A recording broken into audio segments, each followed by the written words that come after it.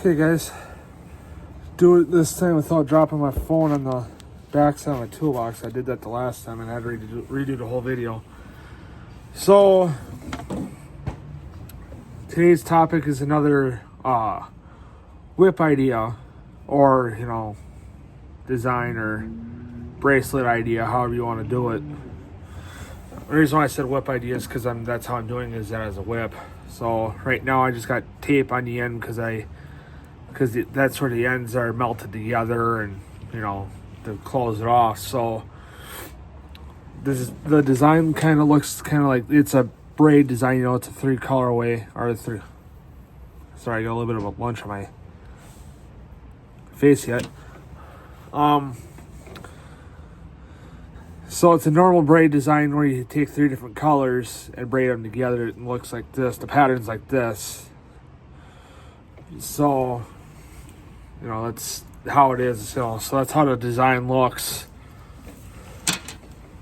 So now how I started it was take the new one here. So what I did is I don't know how long these are, lengths are, and how long this makes, and if you do the whole length of the colors here. Because I got these in the paracord kit, where it's just all, you can order paracord sets where it's just all paracord, and it's a whole case of different colors, and I got 2 or 3 different of the same thing. So I got multiple colors. So if you see me use colors that I've used in the past in a video, that's why. So what I did was I folded each color in half, put a chain link on a keyring, because like I said, I've used them as a set of whips for, you can't see it because it's out of frame right now. Obviously that's my dad's truck behind me. So what I did was I put a chain link on a keyring, then folded each color in half, then put the blue heat shrink right underneath the zip tie here on, and then I zip tied them together to hold them together, which eventually when I get the color, whatever color heat shrink I decide to replace the tape with, I'm thinking about doing somewhere the blue heat shrink is up here too, and whatever, so then I can get rid of the zip tie. So obviously have everything separated so it doesn't get tied up, which eventually, it will happen. So, if you know how to do a 3-color braid, it's the same thing. So how I do it is I start with my left, which is the purple.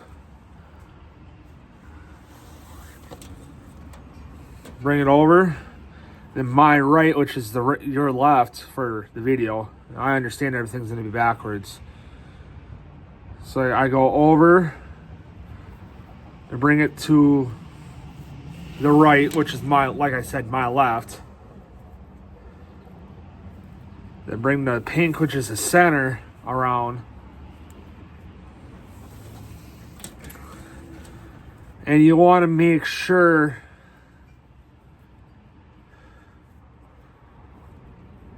that you bring how you got both ends here. Bring both ends over the last color. So like how the purple is going the same way as the red is right now. You want to bring both purples over to pink, and the same with the red. So you bring the purple or the red around the purple, bring it over to the same side as the pink. And like I said, it's always, and I can't stress enough when you braid, it will get tangled up. So it's, just to make it easier if you just try to keep everything out of the way. And it will help a little bit too if you pull, like how I'm bringing the pink over to red right now. So being that the red over here is going over to purple, it always helps to pull everything a little tighter to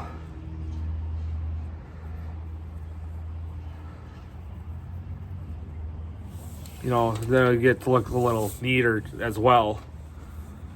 So get to lay a little neater and a little more flat and all that. So yeah, I don't know. So I don't know if I'm gonna upload how I finished the end yet or not, or how I finished it yet or not. So I'm just gonna end the video off here, because I got, I want to get this up. And so like I said, now the pattern's starting. Obviously this is the back side, so you can kind of see what's going on here. It's kind of going on, then eventually here's the front side of what it looks like. This is what the design generally is going to be. Start with the heat shrink here up by my finger. And then run it, then that's how the design's going to look. So, Lord, I don't know if I'm going to share how I did the end yet or not, or how I ended this yet or not. So, but anyway, guys, I'll see you guys in the next video.